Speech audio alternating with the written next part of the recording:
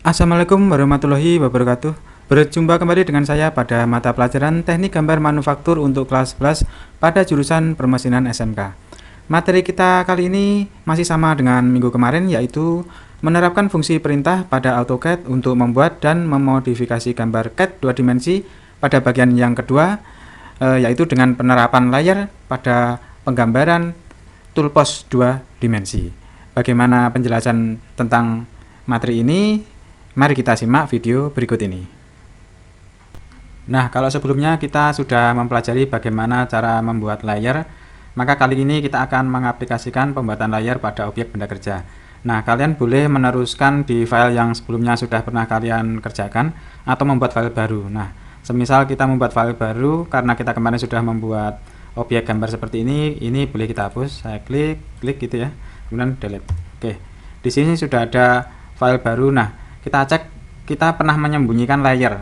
Nah, pada saat layer yang tersembunyi itu kalau kita munculkan, apakah akan muncul lagi untuk objek gambarnya atau enggak? Mari kita lihat. Kita klik di sini. Nah, kemarin kita ini untuk layar garis tidak kelihatan ini kita matikan ya. Nah, sekarang kita hidupkan. Nah, ternyata yang kita sembunyikan kemarin nggak hilang. Jadi pada saat dihapus dia tidak ikut terhapus. Nah, ini kita hapus lagi ya. Oke, kita delete. Oke, seperti itu.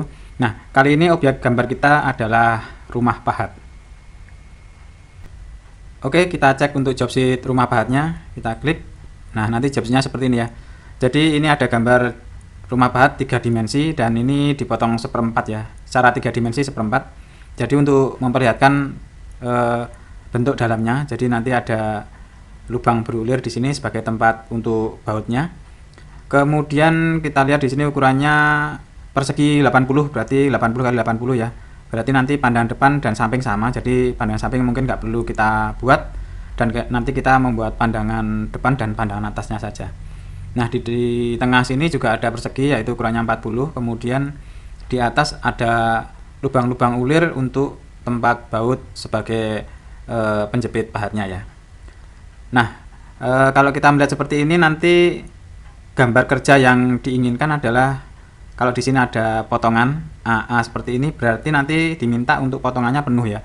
Walaupun di gambar 3 dimensi ini potongannya cuma ini separuh atau 3 dimensi, kalau seperti ini digambar seperempat untuk memperlihatkan dalamnya. Tapi nanti di gambar kerja kita diminta untuk motong penuh untuk pandangan depan, kemudian yang pandangan atas nanti seperti ini ya. Oke, mari kita coba di aplikasi AutoCAD-nya. Nah, kita sudah punya gambar seperti ini ya. Di sini kita apakan dulu ukurannya 80-80, kemudian di sini jaraknya 30. Kemudian di sini 30 berarti otomatis di sini 10-10. Oke, seperti itu. Oke, mari kita coba. Nah, kita coba menggambar pandangan atas dulu ya. Tadi ukurannya adalah 80 kali 80. Mari kita buat cara cepat dengan menggunakan rektang. Kita klik di sini, kita klik dulu sebarang tempat ya, misalkan di sini. Oke, langsung aja kita menuju titik pertemuannya yaitu at 80,80. Oke, kita enter. Nah, ternyata di sini. Nah, ini mungkin bisa kita geser kalau kurang ke tengah. Nah, sekarang kita perhatikan. Tadi kita belum setting untuk layernya ya. Layernya masih terakhir di garis tipis. Nah, mari kita rubah ini ke layar tebal ya, garis tebal ya. Kita klik dulu, kemudian kita klik di sini, kemudian kita klik ke garis tebal. Nah, di sini ya. Nah, langsung otomatis dia akan pindah ke layar garis tebal.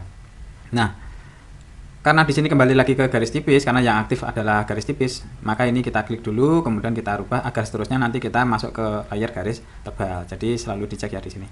Nah, kita pastikan di sini sudah layar garis tebal. Kemudian kita lanjutkan menggambar. Nah, tadi di sisi-sisi sini kita lihat gambar lagi. Di sisi ini adalah chamfer ya. Chamfer ukurannya 2 kali 45 derajat. Oke, saya coba besarkan. Oke, di sini ukurannya chamfer 2 kali 45 derajat. Nah, kalau kita lihat dari pandangan atas, berarti di sini nanti berupa kotak juga ya, berupa kotak juga. Kita buat yang paling cepat adalah menggunakan ini, yaitu offset. Kita klik offset, karena jaraknya 2, berarti kita di sini diisikan 2 ya, 2 gitu ya. Oke, kemudian kita enter. Nah, kemudian kita klik garisnya sini, kita masuk ke dalam sini. Oke, nah tidak kelihatan ya, jadi perlu kita besarkan gambarnya. Oke, nah seperti ini. Kalau sudah selesai kita enter. Nah, kemudian kita cek gambar lagi. Nah, di sini ada kotak 40. Jadi kalau dari atas itu kita buat yaitu garis putus-putus ya. Dengan di sini adalah 40. Jadi kita klik di sini lagi. Kemudian kita menggambar di sini yaitu offset sebanyak berapa. Kalau misalkan kita di sini butuhnya adalah 40, berarti otomatis kita offsetnya 20 ya. 20 ke sini, 20 ke sini. Oke, kita klik offset lagi. Klik offset, kemudian kita isikan 20, kemudian kita enter. Nah, kita isikan lagi, kita klik di sini masuk ke dalam sini. Oke, belum klik masuk ke sini. Oke. Nah, kita perhatikan karena di sini kita butuhnya garis putus-putus, karena layar yang aktif adalah garis tebal, maka ini kita pindah langsung aja ya. Kita klik, kemudian kita geser ke garis tidak kelihatan atau garis putus-putus. Oke, kita escape. Nah, kalau dirasa ini garis putus-putusnya terlalu lebar, kita edit sendiri ya. Kita klik di sini, kemudian klik kanan, kita masuk ke properties. Nah, kita masuk ke properties seperti ini, kita ganti skalanya. Skala 1 kita rubah misalkan 0,3 ya, 0,3 gitu ya. Kita cek. Nah, sudah berubah. Di sini adalah putus-putus ya. Oke. Kita escape untuk mengerjakan lagi. Oke, kita lanjutkan. Kita cek gambar lagi. Nah, di sini ada lingkaran dengan diameter 15. Kemudian ada campernya juga yaitu 2x45 ya. Kita coba menggambar lingkaran.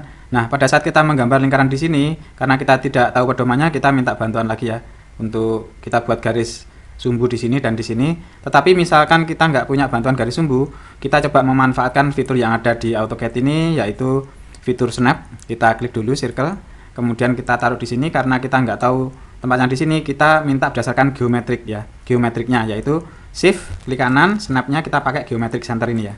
Nah, di sini langsung muncul geometric center dari persegi ini. Kita klik aja langsung, kemudian kita masukkan diameter. Berarti kita ketik D dahulu atau klik di sini juga boleh. D, kemudian enter. Kemudian kita masukkan diameternya yaitu 15. Oke, kita enter. Nah, kemudian di sini juga ada camper yaitu 2x45, berarti kita tinggal offset aja ya. Offset, kemudian 2, enter, kemudian kita klik di tengah sini, kemudian saya klik di luar, klik, nah enter lagi. Nah, kita sudah punya lingkaran di tengah dari persegi ini. Oke, kita lanjut ya. Kita cek job sheet lagi. Nah, kita lihat di sini ada chamfer yang di tepi-tepi ini. Jadi kalau pertemuan chamfer dengan chamfer di pojokan ini nanti akan muncul semacam garis ya. Jadi kalau dilihat dari atas di sini ada garisnya. Nah, kita buat line, kemudian kita perbesar dulu, klik sampai di sini, klik. Nah, kemudian kita enter. Nah, masing-masing kita beri. Nah, untuk mempercepat kita coba gunakan fitur yaitu polar array. Kalau kemarin kita pakai ini yaitu rectangular array, sekarang kita pakai polar array ya. Kita klik di sini. Nah, kemudian objek yang akan kita putar yaitu nanti ada 4 ya, masing-masing di pojok ini dengan titik pusatnya di tengah lingkaran ini. Nah, ini kita klik objeknya, kita klik, oke, kemudian kita enter. Nah, kemudian kita ditanya center point-nya ya. Center point-nya berarti di tengah sini. Kita senggol saja untuk lingkaran nanti akan muncul sendiri. Kita klik. Nah, nanti ini masih ruwet ya, masih seperti ini. Kita rubah karena kita butuhnya adalah 4. Berarti angka 6 ini kita ganti 4 ini. Angka 6 kita ganti 4, oke. Kemudian kalau sudah, kita tunggu, kita klik di tempat lain misalkan di sini. Nah, dia langsung otomatis lari ke tempatnya masing-masing sesuai dengan titik pusatnya dengan jarak yang sama dengan ini ya. Oke, kalau sudah kita close. Oke, di sini sudah jadi untuk masing-masing tempatnya. Oke, lanjut kita lihat job sheet lagi, kita klik. Nah, di sini ada lingkaran untuk lubang baut ya. Di sini kita lihat jaraknya, kalau ini 30-30 berarti jaraknya di sini adalah 10 ya.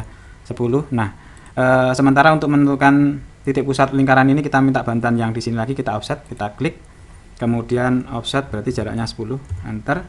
Kemudian kita klik di sini, klik, kemudian klik di sini. Nah, di sini sudah ada untuk titik pusatnya, kita fokus di sini.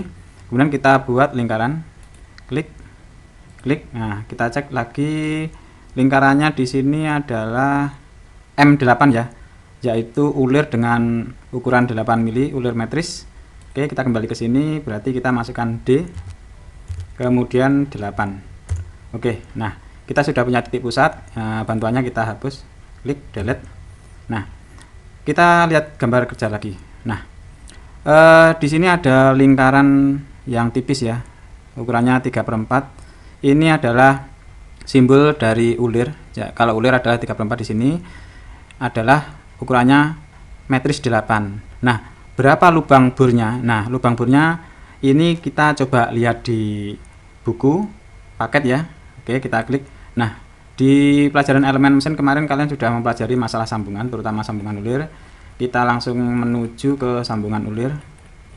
Oke, kita cari yang daerah ulir ya. Sedikit mengingatkan, waktu kelas 10 kemarin kalian sudah pernah mendapatkan pelajaran ini, yaitu di pelajaran PDTM ya, pengetahuan dasar teknik mesin. Nah, di sini sudah bagian ulir, ini adalah ulir matris. Jadi misalkan di sini ada M10 kali 1,5, berarti di sini M artinya adalah menyatakan matris, 10 berarti ulir luarnya 10, kalau tadi kan M8. Berarti untuk ulirnya nanti diameter luarnya adalah 8. Kemudian kalau ada 1,5 berarti itu adalah kisarnya. Kisarnya adalah jarak tiap puncak ulir ya. Nah, di sini untuk perhitungannya, nah kita nggak perlu sampai menghitung seperti ini karena kita langsung mengaplikasikan ke gambar. Jadi kita langsung lari ke tabel ya. Jadi kalau ini perhitungan, kalau misalkan kalian akan bekerja dengan mesin bubut misalkan. Nah, kalau ukuran bautnya kecil, kita biasanya cukup pakai senai saja ya. Nah, di sini jadi ukuran dasarnya adalah 8 M8 ya. Di sini adalah kisarnya 1,25. Jadi kalau di gambar ini cuma M8 berarti artinya dia adalah ulir kasar ya, yang kasar. Berarti kalau kasar itu untuk standarnya adalah kisarnya 1,25. Nah, sedangkan kalau nanti di gambar ini sampai ada kali berapa kisarnya gitu, berarti biasanya adalah halus, jadi nanti disertakan ya. Jadi ini adalah standarnya ini. Nah, ini adalah ulir untuk bautnya ya. Bagaimana kalau misalkan yang kita butuhkan adalah lubang burnya? Berarti kalau di sini tidak ada ya, karena di sini untuk baut. Nah, kita coba lihat tabel yang lain. Kita lihat tabel yang lain.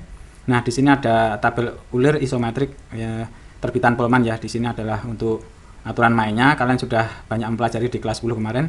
Langsung kita cari untuk M8. Nah, di sini M8. Karena kalau lubang itu identik dengan mur, berarti nanti kita tarik ke sini ya. Ini adalah pitch atau gangnya. Kisar ya 1,25. Kemudian kita lari ke sini. Nah, diameter mata bor yang dibutuhkan adalah 6,8 mili. Nah, berarti yang kita gambar adalah ini untuk lubang bornya ya. Oke, kita kembali ke gambar.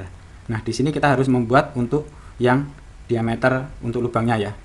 Oke, kita gambar circle lagi. Oke, karena di sini sudah ada lingkaran, otomatis titik pusatnya akan muncul. Nah, di sini. Oke, kita masukkan D 6,8. Oke, enter. Nah, di sini. Nah, kita lihat di sini kalau ulir, berarti kalau diameter dalam ini berarti untuk ulirnya adalah yang di luar sini ya. Berarti ini nanti 3/4, jadi kita gambar 3/4 juga. Oke, nah sekarang kita minta bantuan yaitu membuat garisnya, garis untuk titik pusatnya. Oke, di sini ya. Oke, sampai di sini. Kemudian yang di sini juga spasi. Kita cari untuk ini. Nah, sampai di sini. Oke. Nah, kemudian karena ini adalah sumbu berarti kita ganti ya, klik, tetapi kita langsung ganti di sini karena kita tidak merubah untuk ini garis sumbunya masuk ke garis tebal ya, tapi ini tetap masuk garis tebal, maaf, tapi jenis garisnya kita rubah, yaitu kita klik di sini, kita cari yang ini ya untuk sumbu. Oke, sumbu kita rubah ya. Oke, nah kalau belum ada perubahan berarti ini mungkin skalanya terlalu besar, kita klik ya. Kita klik, kemudian klik kanan, properties. Nah, skalanya di sini perlu kita rubah, misalkan 0,3, enter. Nah, di sini sudah ada perubahan. Kemudian yang di sini juga sama. Nah, ini karena garisnya masih tebal, kita rubah ke default aja ya, ke defaultnya biar tipis. Kemudian kita match ke gambar yang ini. Oke, nah di sini sudah jadi. Kemudian karena yang di luar juga tipis, ini kita rubah juga ya, kita rubah ke tipis. Default. Artinya berarti tetap kita masuk di layernya garis tebal ya. Jadi nanti perubahan-perubahannya biar sama. Nah, ini karena tadi untuk ulir adalah 3/4, di sini perlu kita hapus, yaitu kita perlu menggunakan yaitu trim ya. Trim, kemudian spasi, kita hapus yang di sini. Nah, di sini. Jadi 3/4. Kalau misalkan ini mau ditambah sedikit silahkan. Misalkan ditambah sedikit. Nah, oke. Jadi kita sudah punya yaitu untuk lubang ulirnya. Nah, nanti setelah ini lubang ulirnya biar cepat penggambarannya, nanti kita rectangular array. Ya, mari kita rectangular array, perintahnya ada di sini. Kalau tadi polar, sekarang kita ganti ke rectangular array lagi, kita klik, kemudian disuruh milih objeknya, kita periksa dulu objeknya adalah ini. Saya klik di sini sampai di sini, udah ikut semua. Kalau sudah enter atau spasi. Nah, di sini muncul lingkaran yang sama banyak ya ini. Nah, yang kita butuhkan adalah 3 ke arah kolom, 3 ke arah barisnya ini ya. Nah, ini yang angka 4 ini kita ganti 3. Oke, 3, di sini 3, nanti di sini juga 3, kemudian jaraknya. Nah, jaraknya belum sesuai ya, kita lihat gambar lagi. Ternyata jaraknya adalah 30. Nah, di sini kita ganti 30. Untuk jaraknya kolom 30. Kemudian jaraknya baris juga 30. Kita klik, kemudian kita klik 30. Oke. Nah, kita klik tempat lain biar sesuai, kemudian kita close array. Nah, ternyata yang tengah ini ada ya. Nah, ini jadi satu dengan semuanya. Jadi nanti kalau ini kita hapus nanti hilang semua. Jadi ini kita hapusnya adalah harus dipecah ya. Kita klik dulu, kemudian kita pecah. Kita kalau masuk ke sini, masuk ke menunya rectangular ini, kita klik home lagi, kemudian kita pecah pakai ini, yaitu pakai export. Kita klik export. Nah, kalau kita klik export, nanti semuanya sudah jadi satu, jadi nggak merupakan satu kesatuan ya. Nah, baru yang tengah ini kita hapus. Klik delete, yang ini delete, nah yang ini juga delete. Atau kalau nggak apa-apa, nanti kita perpanjang untuk membuat garis sumbu ya. Oke, kita kembalikan. Nah, oke. Nah, sekarang sudah jadi ya. Nah, kalau kita ingin membuat garis sumbunya, ini kita teruskan aja ya. Berarti yang di sini karena nanti panjang, ini kita hapus. Yang di sini kita hapus. Nanti kita perpanjang garisnya. Yang ini juga. Oke, nah ini kita perpanjang garisnya. Oke, saya perpanjang sampai atas. Sampai di sini, kemudian yang di bawah juga.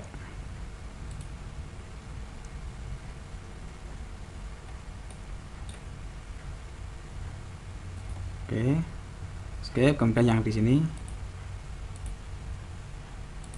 Oke, sampai di sini.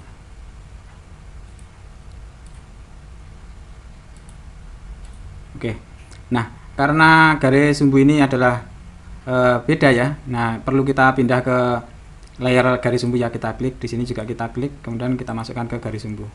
Garis sumbu. Nah, oke, seperti ini ya. Kita escape. Lanjut, kita lihat gambar lagi. Nah, di sini ada lambang potongan ya, lambang potongan. Di sebelah sini juga sama. Nah, kita buat lambang potongannya. Nah, karena di AutoCAD 2 dimensi tidak disediakan section ya, karena sectionnya adalah potongan secara manual, tidak otomatis, berarti kita buat manual juga. Nah, kita coba modifikasi di sini pakai garis biasa aja ya, garis ukuran linear. Nah, misalkan di sini sampai di sini ya. Oke. Oke, nah gitu aja. Kemudian ini kita pecah lagi ya, kita pecah yaitu dengan explode. Oke. Nah, kalau kita explode, ini bisa kita hapus masing-masing yang tidak kita butuhkan. Nah, ini terhapus. Nah, ini sudah jadi ya. Seperti ini. Kemudian untuk hurufnya kita klik huruf di sini. Oke. Nah, saya isi misalkan A gitu ya. Oke.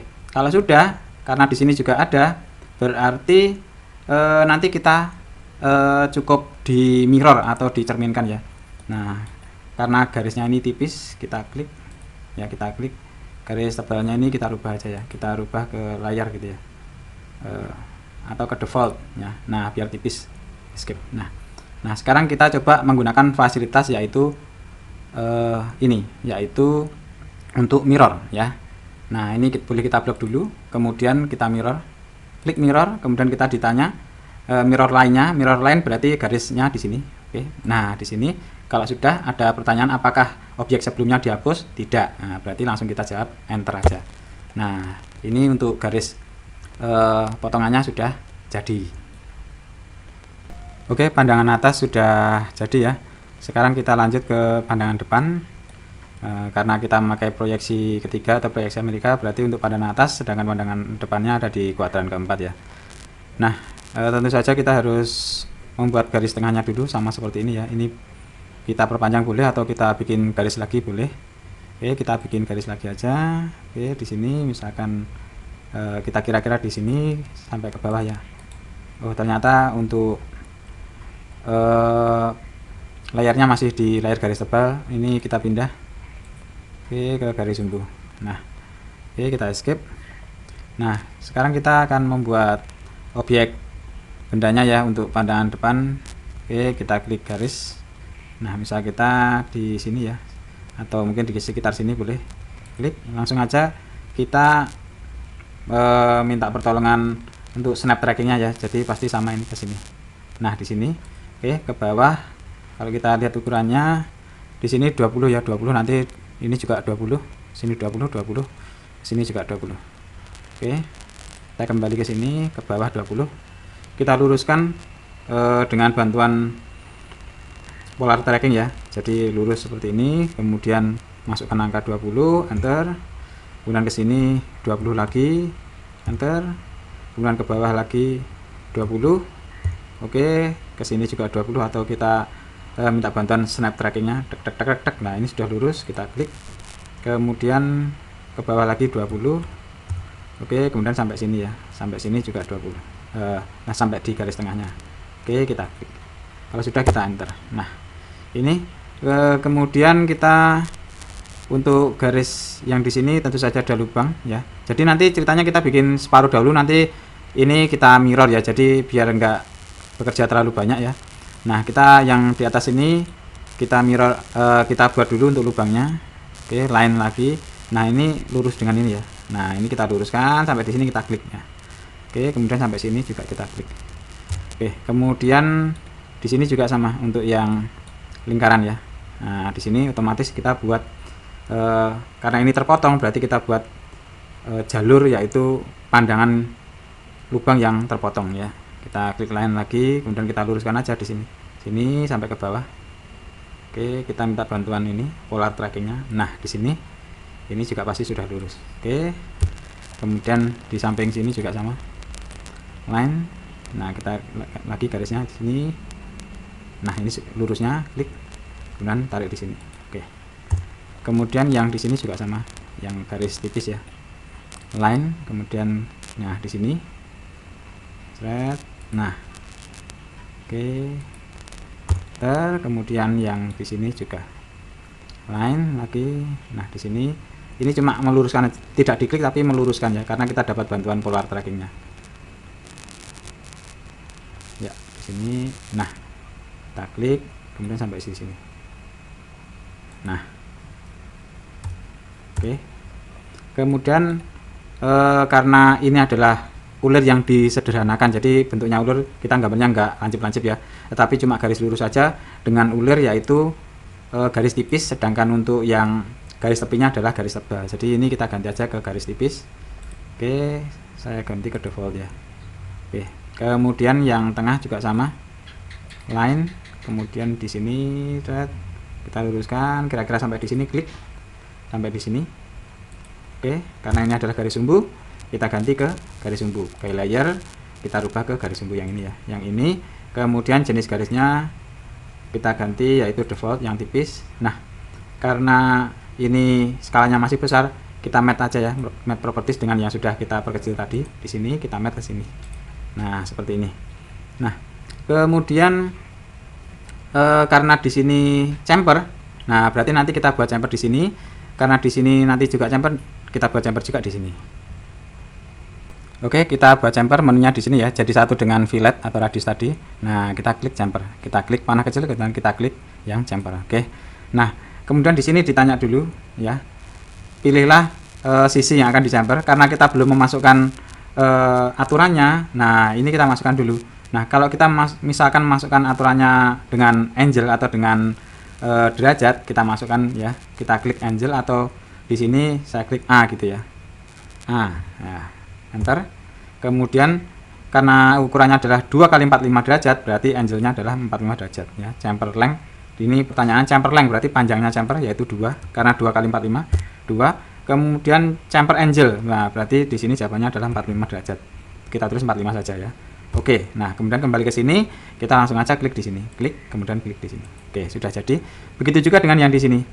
Nah, karena kita sudah men-setting, yaitu panjangnya 2, kemudian sudutnya adalah 45, dan di sini sama dengan yang di sini, berarti nanti di sini kita tinggal klik aja langsung tanpa kita nyeting, langsung aja kita klik sisinya di sini dan di sini. Nah, oke. Nah, seperti ini. Nah, kemudian di sini kalau dipotong berarti ini sampai sini ya. Berarti ini perlu kita perpanjang ya. Oke, saya escape dulu karena masih aktif di jumper, escape. Kemudian ini kita perpanjang ya. Kita perpanjang garisnya, klik sampai di sini. Nah, oke, kita escape. Nah, sedangkan yang sini kita tambahi garis lagi. Line, klik sampai di sini. Oke. Nah, sudah jadi ya, sudah jadi. Kemudian ini akan kita mirror agar sama persis dengan yang di sini ya. Perintah mirror ada di sini. Tadi sudah pernah kita praktekkan waktu membuat garis potongan ya, yang di atas ini, yang ini tadi ya. Nah, caranya sama ya. Oke, sekarang kita klik untuk mirror, kita klik, kemudian kita disuruh memilih objek yang akan di mirror ya. Berarti ini, nah semuanya. Kalau sudah kita enter atau spasi. Nah, kemudian kita diminta untuk menentukan mirror line atau garis cerminnya ya. Nah, di sini sampai di sini misalkan. Oke, nah kalau sudah diklik, kemudian ditanya apakah objek aslinya mau dihapus, tidak. Nah, artinya tidak berarti kita langsung enter aja. Nah, oke. Objeknya sudah jadi seperti ini. Nah, karena pandangan depan ini adalah potongan, berarti untuk tanda potongan kita beri yaitu arsir ya. Arsir seperti di soal ini yaitu kita arsir. Nah, seperti ini ya. Oke, untuk arsir menunya adalah di sini ya, di draw, menu draw, kita klik ini, edge, klik. Oke, kemudian untuk arsirnya kita pakai yang untuk logam ya, berarti ANSI 131 yaitu garis ini miring 45 derajat, kita klik ini. Nah, kalau sudah kita klik, kemudian areanya kita beri yaitu dengan diklik. Klik ya. Kemudian yang di sini di dalam antara garis ulir dan garis lubang tetap harus kita beri juga karena di sini merupakan ada. Kalau misalkan benda ini kenyataan, berarti ini adalah masih bagian dari benda. Berarti di sini juga tetap harus diberi arsir. Kita klik juga. Di sini juga, di sini juga. Oke, kalau terjadi seperti ini biasanya ada yang belum tersambung, nanti kita coba. Nah, oke, kemudian yang di sini juga kita beri. Nah, ini di dalam juga, di sini juga, ini juga. Oke, kita coba lagi yang di sini. Nah, muncul ya. Kalau sudah kita close. Nah, karena arsir ini harus merupakan garis tipis, ya, berarti ini kita klik, kemudian kita pindah. Kalau kembali ke menu arsir, berarti kita kembali ke home. Kemudian kita pindah untuk layarnya ke layar garis tipis, ya. Nah, di sini ya. Oke, nah, kalau sudah selesai kita escape. Nah, seperti ini. Jadi arahnya sama ya, arahnya sama. Karena ini kurang panjang, kita perpanjang. Oke. Nah, seperti ini kita escape. Nah, tampilannya nanti seperti ini ya. Oke, untuk gambar gajah dari pahat, rumah pahat ya. Oke, gambar gajah sudah selesai. Kita tinggal melengkapi dengan ukuran-ukuran yang diperlukan ya. Nanti untuk pembuatan ukuran videonya kita percepat.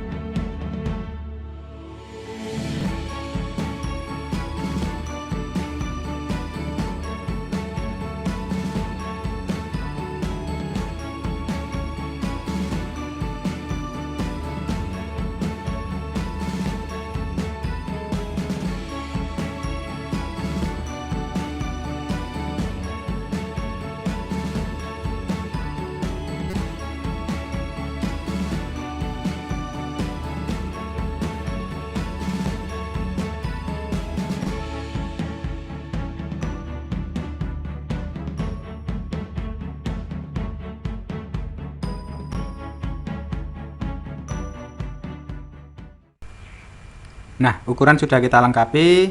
Nah, di sini untuk judulnya mungkin bisa kita ganti. Nah, ini tidak bisa kita ganti karena kemarin ini kita kunci ya.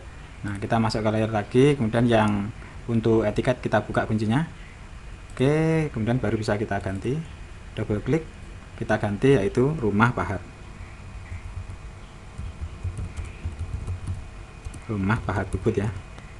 Oke, kalau sudah kita klik di luar, kemudian nomor jobnya mungkin bisa kita ganti yaitu nomor 3. Kemudian tanggalnya mungkin bisa kita ganti tanggal 7 ya, 07 bulan 2. Nah, oke, untuk job membuat gambar kerja rumah pahat bubut sudah selesai. Nah, sekarang ini bisa kita simpan ya, karena kemarin kalian menyimpannya masih pakai yang nama yang lain. Mungkin ini kita mau memberi nama baru, silahkan diklik di sini, kemudian save as ya, save as. Nah, mau disimpan di mana? Misalkan mau kita simpan di dokumen, misalkan job AutoCAD gini ya, kita beri nama misalkan rumah pahat bubut, rumah pahat bubut. Oke, kita simpan. Nah, kemudian kalau kita ingin melihat hasilnya ini, kalau misalkan nanti dicetak di kertas, sama seperti langkahnya kemarin, yaitu kita klik di sini, kemudian kita klik print. Nah, di sini sudah tersetting untuk yang kemarin, waktu kita bikin layer kemarin ya. Kemudian kita cek di preview dulu. Nah, nanti hasilnya seperti ini ya. Oke, sudah jadi seperti ini. Nah, kemudian ini bisa kita plot, klik kanan, plot. Oke, kita simpan juga di job AutoCAD rumah pahat bubut model, kita simpan. Nah, di sini sudah jadi ya. Nah, oke, kita kembali ke AutoCAD.